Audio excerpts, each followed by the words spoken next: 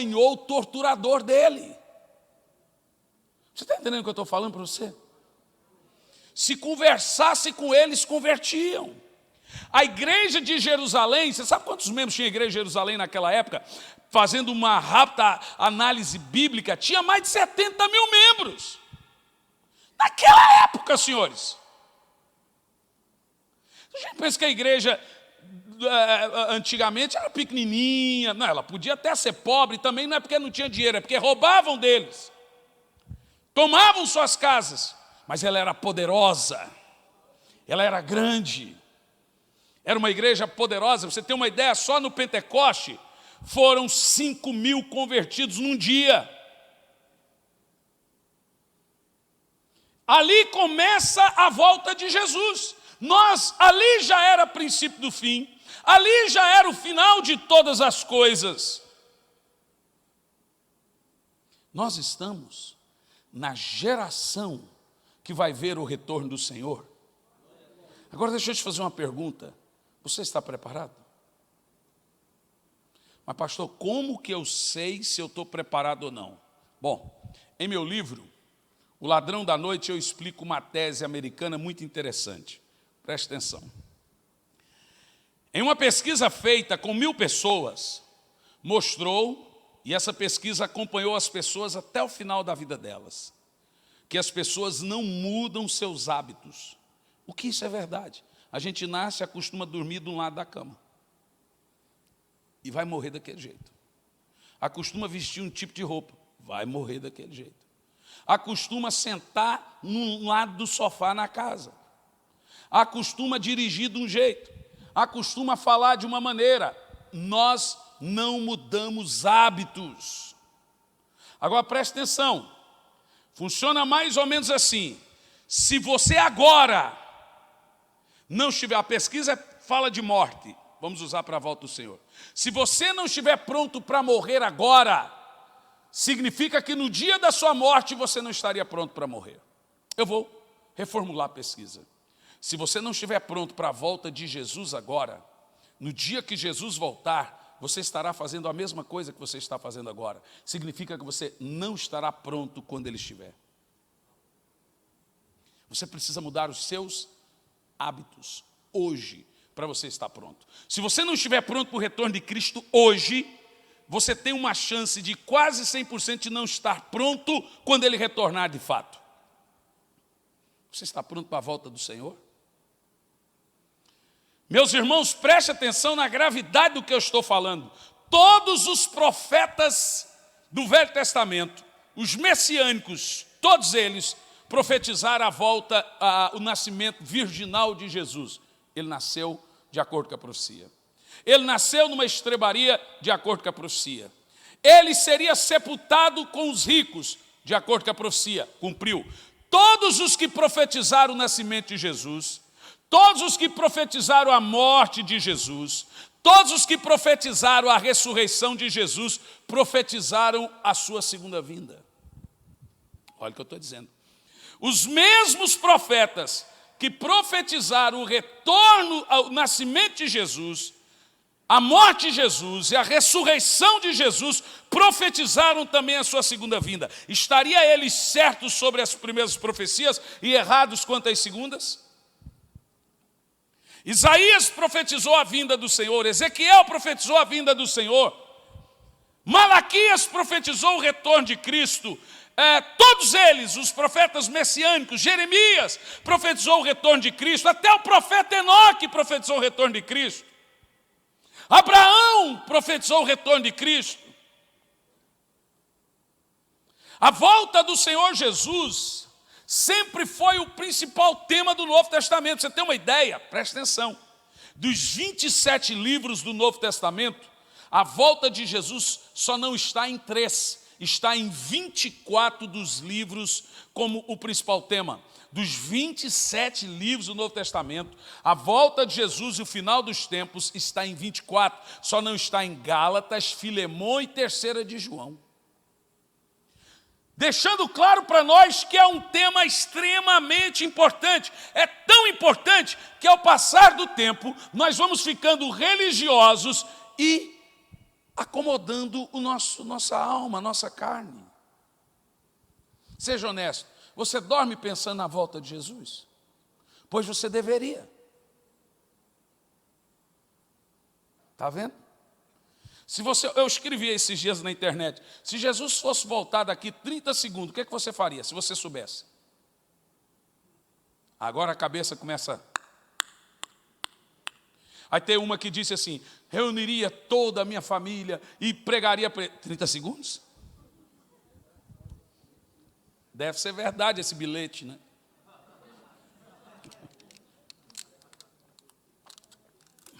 Esse bilhete está igual a história do porteiro. Deixa eu te falar para você, presta atenção. Eu não estou esperando Jesus voltar daqui a 10 anos, senhores. As jovens, todo mundo pergunta, pastor, quando é que você acha? Eu achar alguma coisa? Você está louco? Não, mas na sua perspectiva, não, eu não tenho. Porque eu não estou aguardando o retorno de Cristo daqui a 5 anos, daqui a 10 anos, daqui a 15 anos, daqui a 20 anos. Eu estou aguardando o retorno de Cristo hoje. Eu acredito que Jesus pode voltar essa madrugada. E se ele não voltar essa madrugada, amanhã eu vou acreditar que ele volta amanhã. Sabe, normalmente eu costumo escrever, aguardando a volta de Jesus hoje. É assim que um crente tem que viver, porque ele pode voltar a qualquer hora, e a Bíblia diz que ele vai voltar numa hora e num dia em que não estivermos esperando, senhores. Existem algumas características da volta de Jesus que nós precisamos saber. Primeira coisa, ela é visível. Segunda coisa, além de ser visível para nós, ela é secreta também. Então tem gente esperando cumprimento de profecia para o arrebatamento. Então deixa eu te falar uma coisa importante. Presta atenção. Existe uma diferença, pode pôr na tela 1 de Paulo aos Tessalonicenses 4, versículo 16, por favor. Existe uma diferença entre a segunda vinda de Cristo e o arrebatamento da igreja. Olha o texto. Porque o mesmo Senhor descerá do céu com um grande brado, a voz do arcanjo. Presta atenção. Tem a diferença da trombeta de Deus e a trombeta do arcanjo. A trombeta de Deus é do arrebatamento, a trombeta do arcanjo é na segunda vinda. Olha, porque o mesmo Senhor descerá do céu com grande brado e a voz do arcanjo, ao som da trombeta de Deus.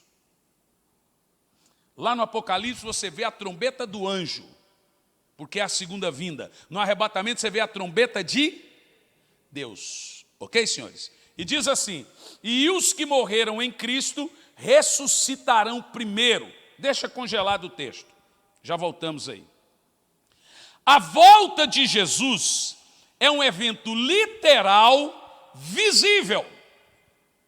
Ele mesmo vai voltar e vai pisar no Monte das Oliveiras, Apocalipse 1, versículo 7, Daniel, capítulo 10, versículo 15, Zacarias, capítulo 5, versículo 15, Mateus 24, versículo 35. Ele vai pisar no Monte das Oliveiras, e o Monte das Oliveiras será fendido em duas partes. Isso é chamado de segunda vinda de Cristo. Não é esse evento que nós estamos esperando. Preste atenção. A segunda vinda de Cristo acontece depois de 7 anos de angústia e tribulação que recairá sobre o mundo. Esses 7 anos vai acontecer muita coisa na terra. Um governo único, demônios serão soltos, por 5 meses a morte será tirada e tantas coisas absurdas recairão sobre o mundo. Uma fome, peste, doenças e etc. 7 anos de angústias no mundo, dividido em duas partes. A primeira parte, um período de muita prosperidade. A segunda parte, um período de muita destruição. Jesus volta no final desses 7 anos, quando um homem chamado Anticristo estará liderando o mundo todo contra a nação de Israel. Então Jesus volta para proteger Israel da extinção, junto com a sua igreja. Você quer ver comigo esse texto tão poderoso? Quem está comigo aqui? Vamos ver aqui 2 textos sobre isso. Apocalipse 19, versículo 1. Por que que o Senhor leva a igreja antes da tribulação? Preste atenção. Apocalipse 19, versículo 1. Preste atenção. Depois dessas coisas ouvi no céu. Aonde? O céu, uma grande voz de uma imensa multidão. É a igreja chegando no céu. Que dizia, aleluia, a salvação e a glória e o poder pertencem ao nosso Deus. A igreja chegou no céu. Glória a Deus. O céu se abriu e a igreja entrou. Diga amém. Agora o verso 2. Porque verdadeiros e justos são seus juízos, pois julgou a grande prostituta, que havia corrompido a terra com sua prostituição, e das mãos dela vingou o sangue de seus servos. Pronto, a igreja foi arrebatada. Diga amém. Agora, por que a igreja foi arrebatada? Veja comigo os versos 6, 7 e 8, por favor. Também ouvi a voz de uma grande multidão, como a voz de muitas águas, e com a voz forte de trovões que dizia, aleluia, porque reina o Senhor nosso Deus, e o Deus Todo-Poderoso. Agora preste atenção nisso, verso 7. Regozijemo-nos, alegremo-nos, exultemos, porque chegou às bodas do Cordeiro e a sua noiva se preparou. Em Mateus 25, versículo 10, também fala desse mesmo texto, na parábola das 10 virgens, que elas entram para as bodas. E continua o texto. Para essa igreja que chegou no céu, foi-lhe permitido vestir um linho fino, branco, resplandecente. Você lembra Apocalipse 3? Onde o Senhor diz, aconselho que de mim compre vestes brancas. É a nossa roupa, diz assim. Foi-lhe dado que vestisse o linho fino, resplandecente e puro, pois o linho fino são as obras, as justiças, os atos dos santos. A igreja está vestida de branco por quê? Porque são boas obras. Por isso que em Apocalipse 3, o Senhor fala, vocês não têm obras, então compre roupas brancas. Vocês estão pobres, cegos e nu. Continua o texto. Essa igreja, daí ó, foi-lhe dado que vestisse roupas brancas, finos, porque a roupa branca são as obras da igreja. Tudo que você faz representa por roupa. Por isso que quando você sonha que você está pelado, é a sua realidade espiritual diante de Deus. Você está sem obras. Você já sonhou que você estava pelado, né? Todo mundo olhou para a cara um do outro aí agora. Agora presta atenção. Sonhar a gente pelado não é problema. O problema é quando você sonha com seu amigo pelado, irmão. Você acorda e tem um pesadelo. Agora presta atenção aqui, olhe bem. A igreja chegou no céu. Ela recebe vestes brancas. O céu se abre e a igreja entra. Por que ela entra? Olha o verso 11. Verso 11, por favor. Nesse texto. E vi o céu aberto. Vocês estão entendendo comigo? Verso 19, o céu abre e a igreja sobe. Diga amém. Verso 11, o céu abre e a igreja desce. Você quer ver? E vi o céu aberto, e eis um cavalo branco. Jesus está vestido de quê na sua volta? De quê que ele está vestido? Qual a cor da sua roupa? Claro que não, senhores. Está vendo? Vocês vigiem. E o que estava montado sobre ele chama-se fiel e verdadeiro e julga e peleja com justiça. Você viu? A volta de Jesus é de guerra, é de juízo, é de lamento. O arrebatamento não.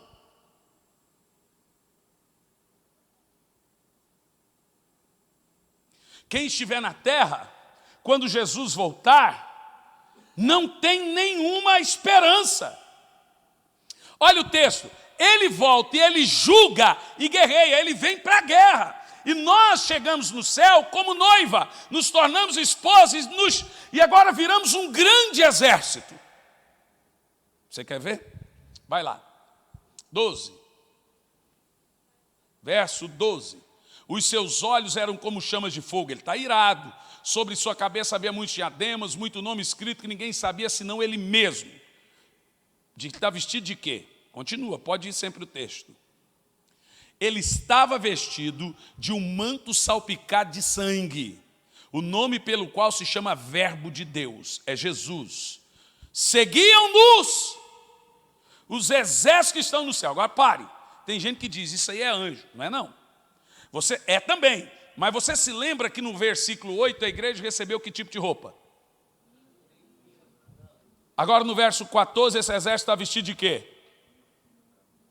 Quem é esse exército que volta com Jesus para a guerra? A igreja subiu 7 anos antes da tribulação. Especificamente, uma semana antes de iniciar a tribulação, a igreja subiu. Veja bem, olhe bem, a volta de Jesus, ele vem sobre a terra. Todo olho verá. Apocalipse 1:7. No arrebatamento, ele não vem sobre a terra e ninguém vai ver, vai ouvir. As minhas ovelhas ouvem a minha voz. Ouve a voz do Senhor teu Deus, vinde benditos do Pai. Ele não vem sobre a terra, é a igreja que sobe até as nuvens. Então veja bem, a volta de Jesus é um movimento do céu para a terra. O arrebatamento é um movimento da terra para o céu. Na volta de Jesus, o céu se move. No arrebatamento, a terra se move. Os sinais precedentes para o arrebatamento são sinais naturais. Tremores de terra, terremotos, tsunami, mortes, violência, perseguição aos crentes e etc. Assassinato em massa de crianças, apostasia de crentes, que é o desvio. Você vê, todos os sinais são naturais. Na volta de Jesus, os sinais são sobrenaturais. A estrela caindo, a lua transformando em sangue, o sol escurecendo e etc, etc, etc. O arrebatamento é um movimento da terra para o céu. A volta de Jesus, do céu para a terra. O arrebatamento é para a igreja. É de alegria, é de consolo. 1 de Paulo aos Tessalonicenses 4, versículo 18. Consolai-vos, pois, com essas palavras. A volta de Jesus é um evento de lamento. Ele vem para a batalha com os olhos de ira, como chama de fogo. Põe para mim, por favor, Zacarias capítulo 5, a partir do versículo 1. Nós vamos ver o que acontece no retorno de Cristo na terra. Os irmãos têm que... Os irmãos têm... A partir do versículo 5, por favor. Deixa eu só confirmar aqui.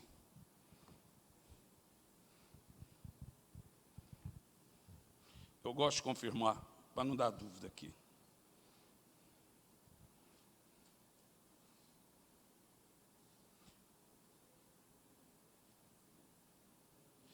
É 14, versículo 1, irmãos. Está vendo como que é bom confirmar? Preste atenção. Os irmãos precisam entender que o arrebatamento é um evento. Um evento que só a igreja sabe.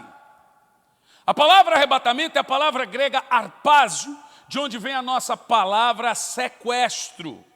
Por isso que o arrebatamento é tomar de súbito. O arrebatamento é o Senhor arrancar da terra os seus irmãos, os seus filhos, e levá-los para o céu num abrir e fechar de olhos. Pisque os olhos. Pronto, é assim. Nem todos dormiremos, mas todos seremos arrebatados. Porque no abrir e fechar de olhos seremos transformados. O mortal se veste de imortabilidade, o corrupto se veste de incorruptibilidade, o seu corpo é transformado, esse corpo aqui é transformado num piscar de olhos em um corpo de anjo, igual Jesus quando ressuscitou, numa glorificação. Então, de repente, isso é chamado de arrebatamento da igreja. De repente, em todo o globo, uma multidão de pessoas, na mesma hora, somem. Aviões irão cair, carros irão bater, vai ser um pandemônio, porque uma multidão de pessoas em todo o globo vai sumir. Porque Jesus vai arrebatar a sua igreja. Funciona mais ou menos assim: os mortos vão primeiro. Os que morrem com Cristo, que estão no pó da terra, ressuscitam e vão até as nuvens, esperando aqueles que estiverem vivos encontrar com eles. Então vai ser um dia de muita alegria e também de muita tristeza. Mas depois o Senhor enxuga dos nossos olhos a lágrima e nós não nos sentiremos mais dor e nem lembraremos de mais nada. Glória a Deus. Então preste atenção. Esse evento chamado arrebatamento, ele vai desencadear a tribulação. Porque ele vai criar um caos no mundo, e aí agora o mundo, para responder a esse evento em que a igreja sumiu, vai ter que indicar um governo. Um homem que vai dar resposta para o mundo. Aí agora é claro, se uma multidão de gente no mundo todo sumiu, fica mais fácil a distribuição de renda.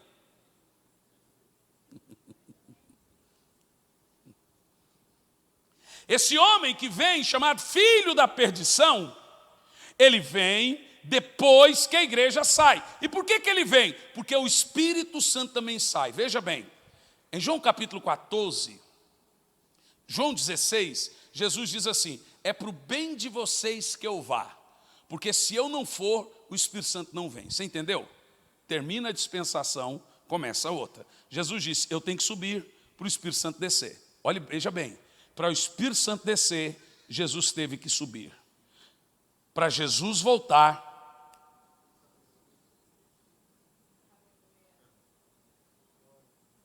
e o Espírito Santo sobe aonde? Com quem? Com a igreja. Ele não mora em prédios, ele mora no crente. É ele que leva a igreja até as nuvens. Quem arrebatou Jesus para o deserto foi o Espírito Santo. Quem arrebatou Filipe para o deserto foi o Espírito Santo. Quem arrebatou Elias foi o Espírito Santo. Quem arrebatou Moisés foi o Espírito Santo. Quem arrebatou quase todos os profetas foi o Espírito Santo. Quem arrebatou João na ilha de Pátmos foi o Espírito Santo. Quem arrebatou o apóstolo Paulo, 2 Coríntios 12, verso 1 ao 3º céu, foi o Espírito Santo. Quem vai arrebatar a igreja é o Espírito Santo.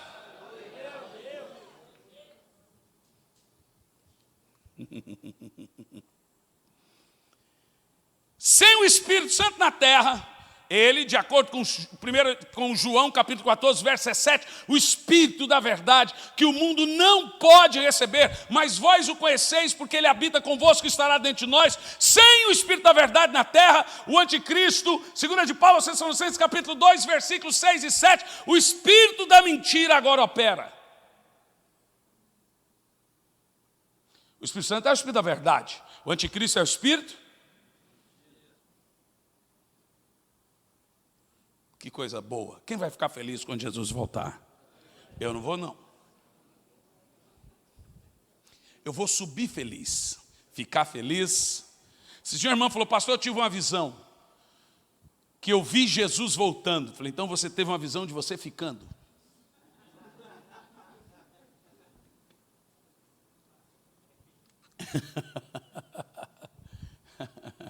Ai, se Jesus! Já imaginou você gritar? Você está na sua casa e você ouve um barulho de uma trombeta. Pum! E você começa a gritar: eu vejo Jesus! A Bíblia diz que nos últimos dias os nossos jovens teriam visões. A minha filha acordou esses dias dizendo: papai, papai, papai, eu vi um homem chegando dentro de casa com a mão na fechadura, e eu acordei assustada. Falei: mas esse homem como era? Era feio? Não, era um homem bonito. Como que ele estava? Ele estava de branco, e ele estava com a mão na fechadura, e quando ele pôs a mão na fechadura, eu acordei e falei: filhinha, esse homem é Jesus, e você teve um sonho da volta do Senhor. Eis que estou à porta e bato, e se alguém abrir, eu entrarei e cearei com ele e ele comigo. Apocalipse capítulo 3, versículo 20. Jesus já está às portas. Olha que coisa poderosa. Para a igreja do primeiro século de Filadélfia, ele disse: vem sem demora. Para a segunda igreja, em Esmirna, ele disse o seguinte: eu estou próximo. Para a igreja de Laodiceia, ele disse: eu estou às portas. Meu irmão, uma das coisas mais assustadoras em nossos dias é que Jesus, quando estava falando de fé no mundo, ele disse o seguinte: quando o Filho do Homem vier em toda a sua glória, ele para. E ele repete: quando o Filho do Homem vier em toda a sua glória, achará fé na terra? Sabe o que ele está dizendo? Achará alguém crendo nisso? Nós já temos pastores dizendo que Jesus não vai voltar. Nós já temos pastores dizendo, desfaçam as malas. Já tem gente dizendo o seguinte, que Jesus só vai voltar depois que a igreja evangelizar o mundo. Eles estão lendo o quê? Quando as coisas melhorarem. Não, mas esse aí não é Jesus. Meu irmão, nós não estamos esperando o anticristo. Porque tem gente esperando o anticristo aparecer para ele se preparar. Não é o anticristo que você está esperando, é Cristo. Ele está vindo nas nuvens do céu. Nós estamos a algumas décadas do retorno de Cristo. Sabe por que eu lhes afirmo isso? Por causa das dispensações. Já estamos na última era da igreja. Eu volto e repito, somos a última igreja na terra. A próxima coisa a acontecer é um avivamento explosivo na terra, um avivamento sem precedente em massa de conversão. E esse avivamento será tão poderoso que ele vai arrebatar a igreja.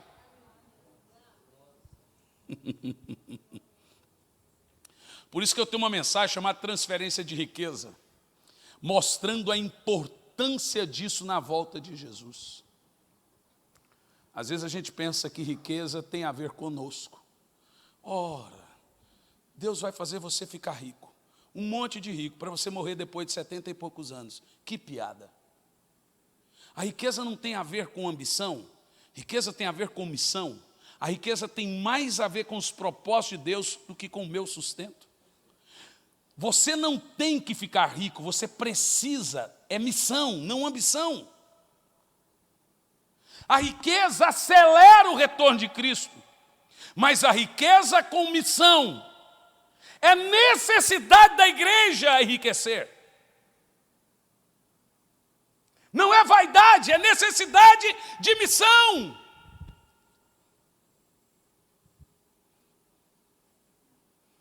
Mas não estou pregando sobre isso aqui hoje.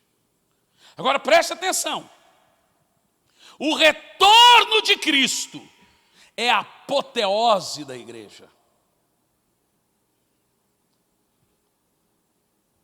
Se Jesus voltasse agora, como ele te encontraria? Faça essa pergunta para você. Só prateleira de cima aqui, hein? Se Jesus voltasse agora, como ele te encontraria? Como que está a sua vida espiritual agora? Porque Jesus não vai arrebatar um quase crente. Pastor Flamarion falou de um irmão meu que é pastor lá em Santa Catarina.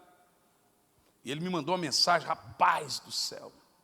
Você tem que conhecer esse pastor que pregou aqui. Falei, quem que é, Ismael? Rapaz, esse homem prega demais. Meu Deus do céu, estou impactado. Falei, rapaz, quem que é? Rapaz, você tem que conhecer. O pastor Flamarion, um fenômeno. Falei, rapaz, me apresenta esse homem aí, pai, que eu não conheço. Falei, vai lá e dá um abraço, pastor Flamarion, fala que você é meu irmão. Mas esse irmão meu, ele tem uns negócios com ele. Eu não gosto que ele sonha comigo. Quando eu tive um sonho, eu falei, não é de sua conta, não quer saber. Porque ele sonha, meu Deus do céu, nunca vi isso. Esses dias teve um sonho. Ele falou que ele estava andando assim num pasto, cheio de garrafa PET. Eu falei, eu sei o que você comeu na janta, feijoada. Ele falou, não, cara, presta atenção. O pasto estava cheio de garrafas PET. E cada garrafa tinha água. Umas tinha pouca, outras tinha mais ou menos, outras tinha até a boca, outras transbordavam, outras não tinha água. E de repente veio um homem andando sobre as garrafas. E eu perguntei, o que são essas garrafas? O homem disse assim, essas garrafas são as pessoas. E o que tem dentro delas? É o Espírito Santo. Mas por que umas têm pouco, outras têm muito? Tem crente que está cheio, tem crente que está marrom menos, tem crente que não tem. Ele falou assim, mas o que isso tudo significa? Aí o homem pegou na mão dele e falou, olhe para essas aqui, veja que a água está saindo na boca. Sim, eu estou vendo. Essas são os crentes que serão arrebatados.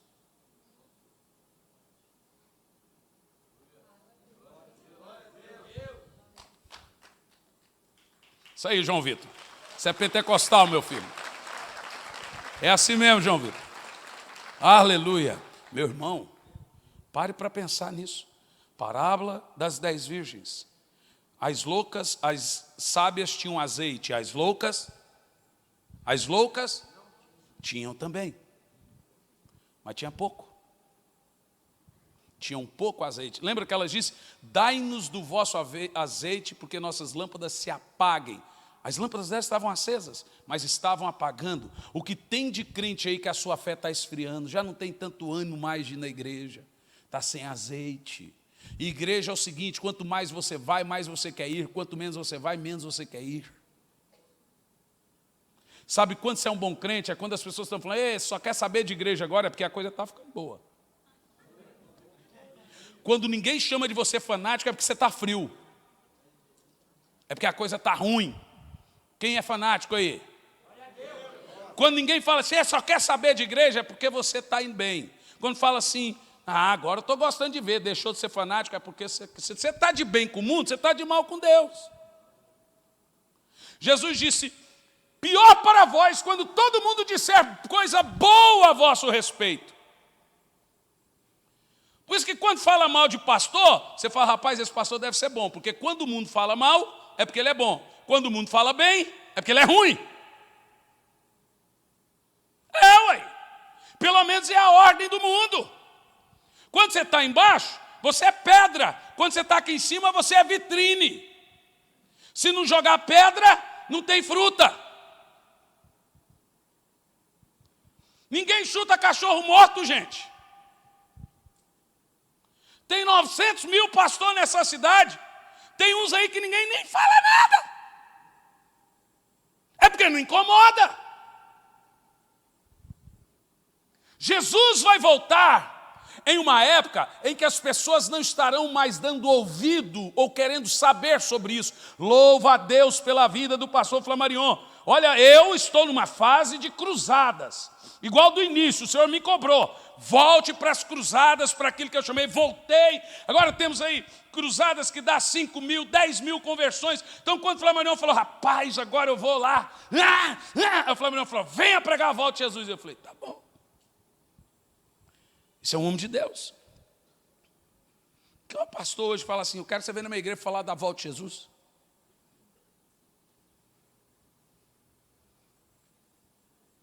Agora veja que esse é um assunto tão poderoso, tão importante, que nem todo mundo quer ouvir. Sabe por quê? É cansativo, é muita informação.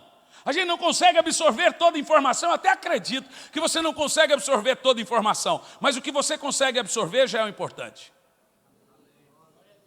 E nem dá para falar mais ou menos sobre o tema. É muita informação mesmo. Pense o seguinte: se o arrebatamento for acontecer agora, porque não tem profecia para o arrebatamento, tem profecia e sinais para a volta. Para o arrebatamento ele é secreto. Se ele é secreto, não tem nenhum sinal precedente. Agora tem mais. Jesus deixou claro que nos dias precedentes ao arrebatamento, teria terremotos na terra. Você fala: sempre teve. Não, senhor. Aqui no meu livro, eu mostro que até Jesus vir sobre a terra e ter dito isso, só tinha existido na época do rei Uzias, um grande terremoto, e a terra, há 500 anos para trás, nem tinha estudo sismológico de terremoto. De 500 anos para cá, a Bíblia diz que a terra passou a oscilar feito um bêbado. E o aborto? Diz a Bíblia: no final dos tempos, na orla dos seus vestidos se achará o sangue dos inocentes. Vamos lá. Antes de Moisés, o primeiro libertador, vir, teve sacrifício de crianças. Até 2 anos. Antes de Jesus vir, teve sacrifício de crianças até 2 anos. Antes da segunda vinda de Jesus, estará no mundo todo sacrifícios de crianças. É aborto, é assassinato de criança. Você nunca viu tanto. O mundo está sacrificando crianças, senhores.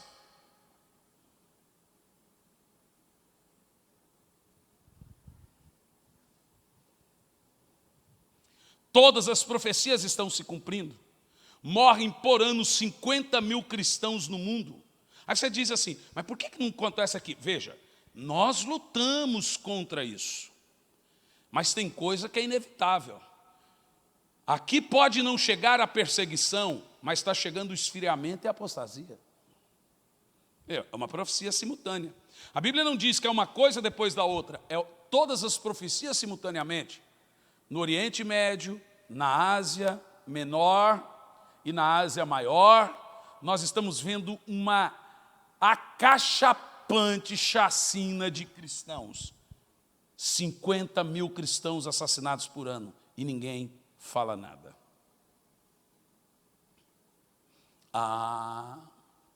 Mas tem girafa na Amazônia.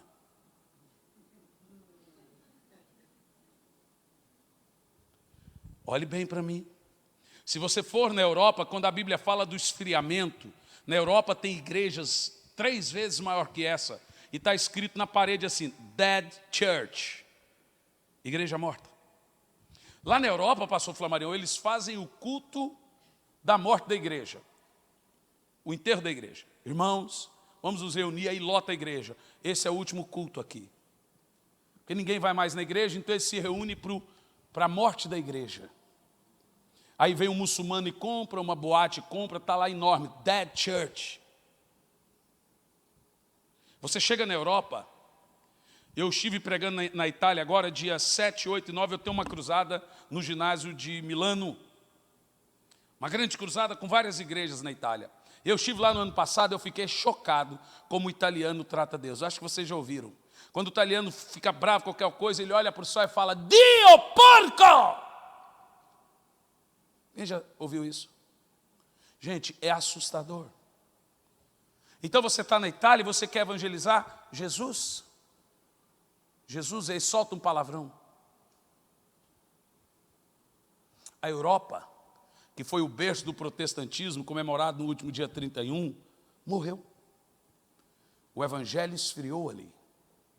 Você chega nos Estados Unidos, há uma apostasia tão grande nos Estados Unidos, mas tão grande, que o povo agora transfere o dízimo pela internet e vai na igreja. Antes era uma vez por mês nascer, agora uma vez a cada 2 meses. O culto tem que ser 40 minutos. A mensagem não pode passar de 7 minutos. Ninguém quer saber de Deus mais não, gente.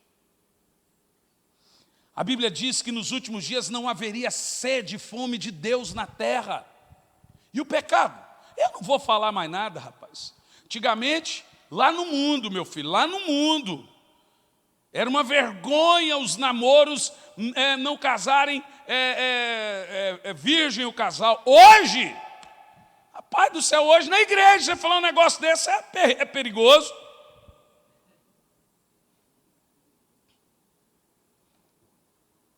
E os escândalos, deixa eu te falar uma coisa, a Bíblia diz que escândalo é necessário. Quem vem para a igreja por causa de gente, sai por causa de gente. Quem vem por causa de Jesus não sai. Você sabe que escândalo acontece para saber quem é de Deus e quem não é? Jesus diz, é necessário que eles aconteçam. É importante que os escândalos aconteçam. Eu posso dizer uma coisa para você? Não tem mais nenhuma profecia para se cumprir para o arrebatamento. Ele pode acontecer agora. Mas Deus está sendo longânimo, não querendo que ninguém pereça. Agora, sabe o que é mais impressionante? E a sua família, meus irmãos? Olha para mim. Você não parou para pensar? Que eu estou falando para você uma coisa absurdamente poderosa. Você está pronto para subir com Jesus agora? Mas sabe o que tem na cabeça das pessoas, pastor Flamarion? Dos crentes. Quando você fala um negócio desse, 90% aqui está passando negócio aqui na cabeça. Se Jesus não voltar hoje, vai começar a tribulação. E eu vou ter mais uma chance. E eu vou ter que pagar com a vida. Bom, deixa eu te falar uma coisa. Se Jesus não voltar, se Jesus voltar, você ficar, pagar com a vida, vai ser a melhor coisa que uma pessoa vai poder fazer. Ela vai ficar procurando um para matar. São coisas que não têm fundamento. Primeiro, a morte será tirada. Com qual vida que você vai pagar? Segundo, na parábola das 10 virgens, 5 entrou, as 5 ficaram. As que ficaram bateram na porta, e o Senhor disse o quê? Não vos conheço. Como foi nos dias de Noé? Noé entrou na arca, fechou a porta pelo lado de fora. Cadê a segunda chance para aquele povo? Mas você tem que se lembrar que Noé ficou pregando por 100 anos e ninguém quis aceitar. Inventaram aí, Tim LaHaye, na série Deixados para Trás, ficção. E o crente gosta. Esses dias uma irmã chegou na igreja e falou, pastor, o senhor pregou uma coisa errada aí na Bíblia. Eu falei, irmão, o que é? Não, assim, assim, assim. Eu falei, mas onde você ouviu isso? Não, eu vi na novela da Record. Eu falei, irmão, vai se catar, irmã. Então você está baseando a sua teologia na novela. É assim que estão os crentes hoje. A novela falou, é verdade. Internet, irmão do céu, o cara come um monte de porca. Irmão, ouça coisa na internet, mas fique com o que seu pastor te ensina, porque é segurança para você. Nem todo mundo tem toda a verdade. Não é porque fulano falou é verdade. Não é porque Hernandes Dias Lopes falou é verdade. Não é porque Augusto Nicodemos falou é verdade. Não é porque Luiz Hermínio falou é verdade. Não é porque Hernandes Santos falou é verdade. Ninguém tem toda a verdade. Então você tem que ouvir, comer o peixe e jogar o espinho fora. Dar banho no menino e jogar água fora. Não é dar banho no menino e jogar o menino e a água fora. Mas o crente hoje ele não tem maturidade. Fala, não, isso aí está meio errado. Eu aprendi diferente. Aí você fala, não, mas por que eu tenho que crer diferente? Sabe por quê? Porque você tem que ter maturidade. O cara vai lá e come morte na panela e vem com dor de barriga aqui. Fica comendo morte na panela lá. Fica assistindo novela e pensa, irmão, novela tem a licença poética. É ficção, o filme é ficção. Na ficção, os deixados para trás, fica lá correndo, morando no mato. Isso não está na Bíblia não, irmão. Onde é que você lê essa droga? O que está na Bíblia é o seguinte, você tem até 1 milhão de chance com a porta da graça fechada, aberta, mas a porta vai fechar. E depois que ela fecha, nenhum pastor antigamente pregava um negócio desse. Todo mundo pregava que você vinha, estava aberto, depois fechava, até as músicas antigas. Onde está a juventude dessa igreja? E os irmãos do círculo de oração? Sumiu todo mundo, irmão, ninguém ficou para trás não. Agora a gente acredita que vai ter... Irmão, a salvação volta para o judeu. O Espírito Santo sobe, 2 testemunhas descem, prega lá em Jerusalém, para o judeu aceitar Jesus, ouvindo Moisés e Elias, lei e profetas de novo. Mas pensa comigo, o cara não conseguiu ser crente 30 anos com a ajuda do Espírito Santo. Ele pensa que vai ser 7 anos sem o Espírito Santo.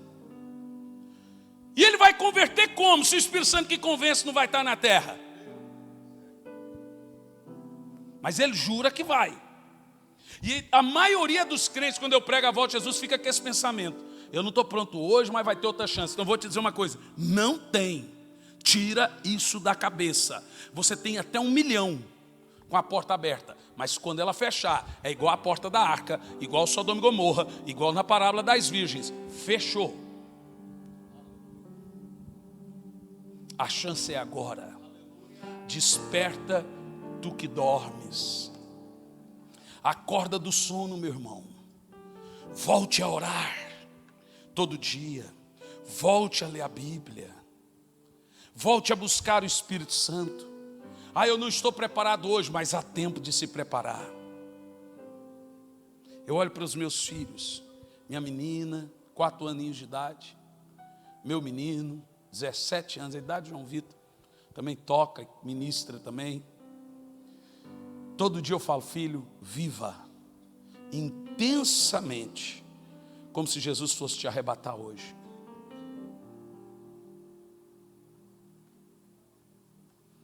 O diabo, Jesus disse, Satanás está na terra, e ele está furioso, porque lhe resta pouco tempo. Vocês estão acompanhando telejornais, eu já nem assisto mais tanto, que me deixa ansioso. Tanta violência, tanta coisa, o telejornal faz mal para a gente. Você termina mal, você não fica informado, você fica preocupado. Guerra. Nós estamos na iminência de guerras aí, ó. Quem apertar o primeiro botão, acaba tudo. próxima guerra que acontecer, ela vai durar minutos. É só neguinho apertando o botão. Psh. É guerra de escritório. Pá! É guerra de hidrogênio, bombas. Todo mundo agora tem uma. Irmão, Jesus está voltando. Agora, preste atenção. Amanhã, às 5 horas da tarde, eu vou trazer uma palavra que você nunca imaginou. Pastor, me diga uma coisa. Vai ter, e me mostra na Bíblia, eu quero saber, as pessoas que não ouviram o Evangelho, se Jesus voltar, elas terão oportunidade depois, durante 7 anos? E nas tribos que nunca foi pregado, vai ter chance? Amanhã às 5 da tarde, eu quero que você traga papel e caneta. Porque eu vou mostrar para você cronologicamente que nós somos a última geração, a geração do brotar da figueira. Você vai sair daqui com lágrimas nos olhos. Se é importante para você, você vem. Você vai sair daqui, ó, chorando. Mas quer um conselho meu? Quem quer um conselho meu? Quem acha importante isso? Quem acha importante aí? Dizer eu acho importante. Então você vai estar aqui amanhã comigo 17 horas. Eu vou abrir também em alguns minutos para perguntas. O que você quer saber? Eu vou falar sobre o anticristo. Pastor, esse chip aí, você viu ontem no Jornal Nacional, falou do chip de novo. A ONU quer chipar o mundo todo em 15 anos. Mas pastor, isso é a marca da besta? Não sei. Mas isso não é a marca da besta? Também não sei, por via das dúvidas. Funciona mais ou menos assim. Se chegar a hora de pôr o chip, eles obrigar a pôr o chip, é a marca da besta. E falar assim, quem não pôr o chip não vai poder comprar, ser atendido no hospital, tem carteira de motorista, não vai poder dirigir, pode saber que é. Você percebeu que nos bancos hoje, os caixas eletrônicos têm uma luzinha assim, que dá para a sua testa, e é só a mão esquerda, nunca é a mão direita? Você já percebeu isso? Na mão esquerda, nunca na mão direita, onde faz a leitura. Interessante, né, gente? E a luzinha aqui, ó. Por quê? O mundo está preparado para a marca da besta. O mundo está pronto para o anticristo. Quem é o anticristo? Qual é o perfil do anticristo? Esse papa que está aí, qual que é a desse cara? Porque a Bíblia diz que é um governo político que é um governo religioso que coloca o governo político. Todo dia ele vai na mídia e fala, precisamos de um governador único, de um homem só no mundo. Moeda única. Meus irmãos, nunca estivemos tão próximos do retorno de Cristo como estamos hoje. Israel no plano. Você percebeu que das 800 despachos da ONU por ano, 500 é sobre Israel, o resto é sobre tudo. A ONU lida mais com Israel e todas é contra Israel. Nunca a favor e sempre contra. Esse próximo presidente que está querendo ganhar nos Estados Unidos e não vai ganhar, ele diz que o que ele vai fazer? O que ele vai fazer? Vai tirar a contribuição que os Estados Unidos dá para Israel e deixar de ser o país a favor de Israel. Israel e o céu. Vou dizer de novo, Israel e o céu é a fala de Deus. Quando Deus quer falar com o mundo, ele usa Israel e os sinais no céu, sol e lua e estrelas. Tudo que aparece no céu de estranho é sinal. Quando aparece nuvem, aparece lua de sangue, o Senhor está dizendo, eu estou voltando. Israel e o sol e a lua são colocados na Bíblia como sinais. Israel é o relógio de Deus. Por isso que todo dia Israel, daquele tamanhozinho, está na mídia. Quem pode levantar sua mão e dizer, Jesus está voltando? Diz mais forte. Oh, aleluia. Fique em pé no seu lugar. Você está tocando aí, João Vitor? Você está tocando aí?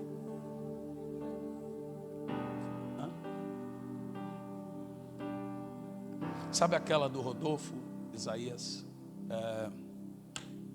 O céu começa a se abrir. Vamos lá. Põe a mão no seu coração. Eu gostaria que alguns minutos você imaginasse o retorno do Senhor. Oh, rabalá, chorocô, terecalabá, terecalabá, terecalabalá, daralá, daralá, tchucaralabá, tchica, trocolabás.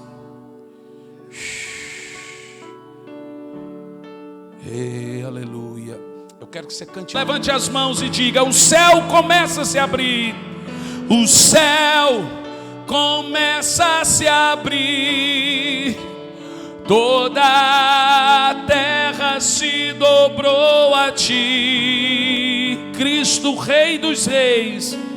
Cristo, Rei dos Reis, veio nos buscar. Leva-nos em tuas mãos, leva-nos pelas portas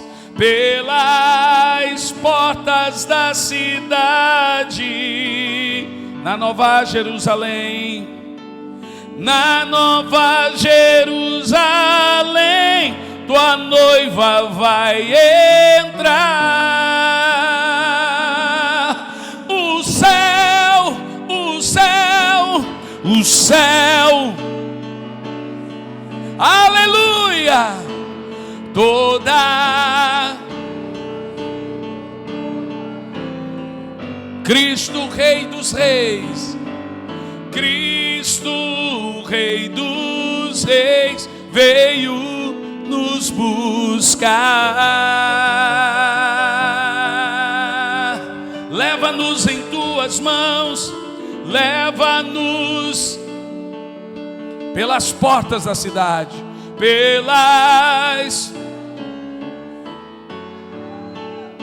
na Nova Jerusalém, na Nova Jerusalém, tua noiva vai.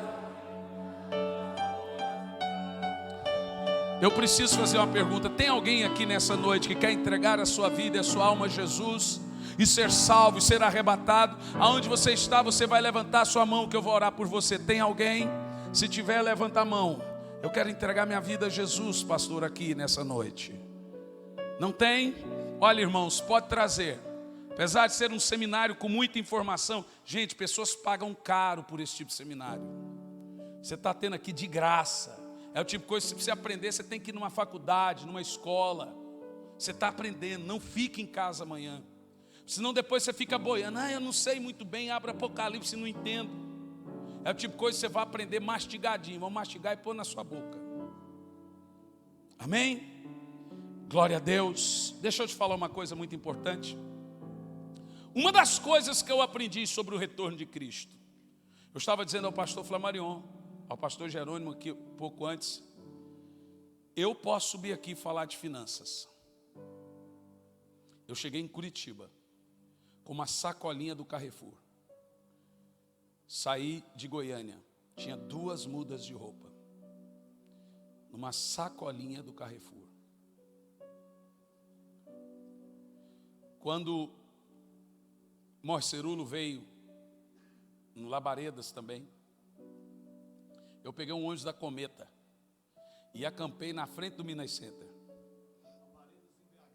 BH. Acampei na frente do Minas Center com uma tenda. Tudo que eu tinha, eu coloquei na oferta aquela noite. Eu estava hospedado na casa do Marco Aurélio Breder, Marcão do Barro Preto, quadrangular do Barro Preto. Eu acampei para chegar mais cedo. Cheguei na casa dele, falei: pastor, eu estou aqui, cheguei antes, mas eu vou acampar lá porque eu quero chegar lá. Irmão, tudo que eu queria é que o Morcerulo orasse por mim. E antigamente, era uma cultura, muitos jovens quadrangular, ficar correndo atrás dos pregadores, pedindo: irmão, pastor, ora por mim, transfere unção. Você lembra disso? Nesse dia foi muito importante. Todo o dinheiro que eu tinha, eu pus na oferta. Eu não tinha dinheiro para voltar. Ofertei, depois falei, meu Deus, e agora o que eu faço? Irmão, se Deus mandou, Ele provê. Fui ali, o pastor Gerônimo estava vendendo uns livros, eu olhei aqueles livros. Tinha um moço do meu lado, falou assim, você gosta? Papai, gosto demais. Qual que você mais gosta? Ah, esse aqui. Acho que era o Dom de Adquirir Riqueza. Esse aqui. Tal, tal. Então compra. Eu falei, não, eu não tenho dinheiro. Como não tem dinheiro, rapaz? Rapaz, o Espírito Santo falou assim, fala para ele que você não tem dinheiro nem para voltar para casa. Rapaz, quer saber? Eu não tenho dinheiro nem para voltar para casa. Ah, mas você mora onde? Curitiba. Mas você veio de lá e não tem dinheiro para voltar? Deus mandou eu dar tudo. Rapaz falou, você está onde? Eu falei, eu estou acampado aqui. Ele falou, não, você está doido? Ele falou, você vai dormir na minha casa. Era um empresário. Dormi na casa dele, foi lá e comprou um voo para mim da VASP. E veio com um kit completo do pastor Jerônimo para mim.